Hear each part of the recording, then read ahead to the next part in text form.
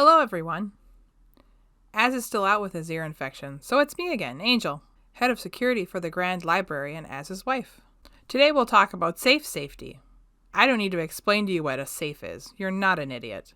But there are a few things that will help you keep your property safer than the steel box that you put it in.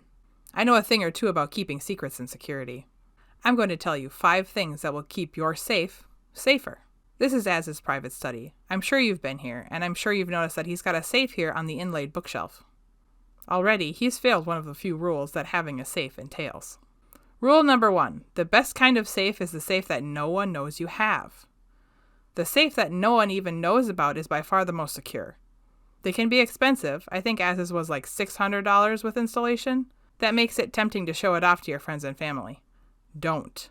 Not only does this compromise its security, but it will tempt your loved ones to open it, and that leads to all kinds of unwanted drama. Buy it, install it, and never speak of it again. If you have a storage room, a cupboard you never open, a messy utility room or something else, that's where you want to put it. A low traffic area, out of the way, out of plain sight. Even if you just throw a tarp over it and put it in a corner, that's better than what Az is doing here. Even if you end up with a cheap piece of junk safe, the fact that no one knows about it will be an extra layer of protection. Rule number 2. Fireproof and waterproof safes are both lies. If a safe advertises itself as fireproof or waterproof, don't buy it. If a salesman tells you either of those things, don't buy it either. There is no such thing as fireproof, and there is no such thing as waterproof. There's fire and water resistant, but not proof. If you see the word proof, pass it up, regardless of the price or circumstances. Safes that sell themselves as fire resistant will come with a time and heat threshold. The time will tell you how long they will last under extreme heat, like, say, a house fire. And the heat threshold will tell you what they can withstand for very long periods of time. The temperature will be lower than what you think. As far as water goes, it's best not to even shop for that.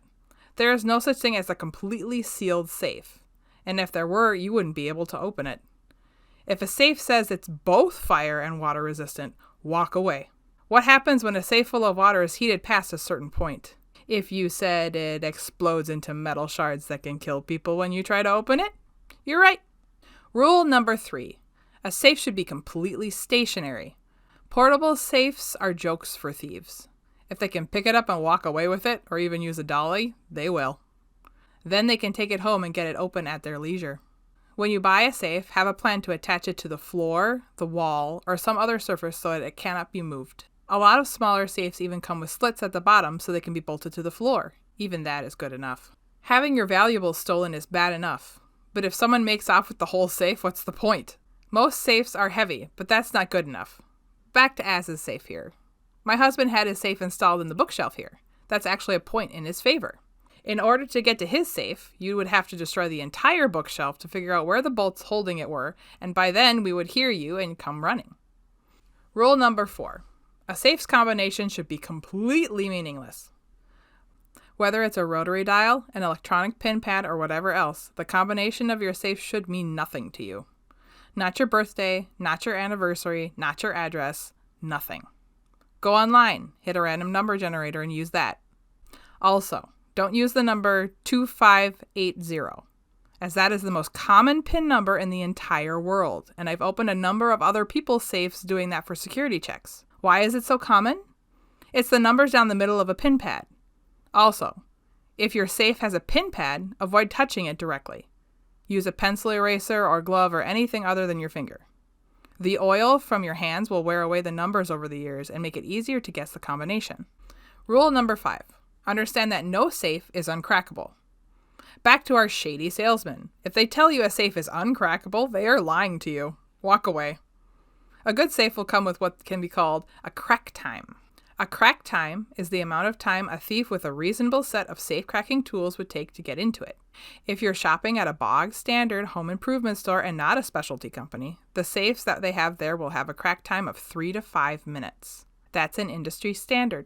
Obviously, if you go to a specialty store or something, it will be way, way more expensive, and the crack time will be higher, between 10 and 20 minutes. Again, no safe is completely uncrackable, especially to someone that has the tools and know-how. But if you've been following my rules so far, no one should even know you have a safe, right? So, to review, tell no one you even have a safe. Understand concepts like fireproof and waterproof are myths. Make sure your safe is attached to something so it can't be carried away. Your combination should be entirely meaningless. Don't even touch the pin pad if you can help it. Remember that no safe is uncrackable. Remember those 5 things, and both getting and keeping your safe secure should be much easier for you. Bye for now. Hit the like button and all that stuff YouTubers say.